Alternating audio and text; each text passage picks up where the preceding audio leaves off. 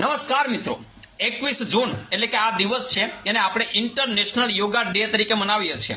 દોસ્તો, પરીક્ષામાં આમાંથી કયા પ્રશ્નો આવી શકે એની હું તમને સરસ મજાની માહિતી આપું છું કે 21 જૂન આ દિવસને નક્કી ક્યારથી કરવામાં આવ્યો. તો દોસ્તો યાદ રાખીએ કે 11 ડિસેમ્બર 2014માં યુએન ની અંદર પ્રસ્તાવ મૂકવામાં આવ્યો અને યુએને ઓફિશિયલી જાહેર કરી દીધું કે આપણે 21 જૂનને આંતરરાષ્ટ્રીય યોગા દિવસ તરીકે મનાવીશું.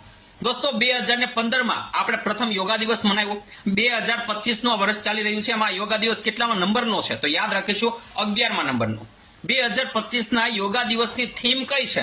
તો દોસ્તો યાદ રાખીશું yoga for one earth one health.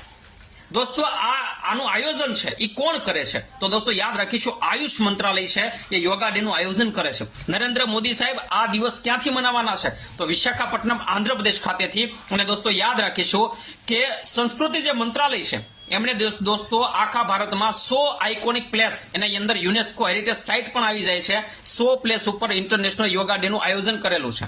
તમારે મને કોમેન્ટની અંદર કહેવાનું છે કે રાજ્ય કક્ષાનો ઇન્ટરનેશનલ યોગા ડે છે એ કઈ જગ્યાએ મનાવવામાં આવ્યો છે. જો રીલ ગમે તો શેર કરજો.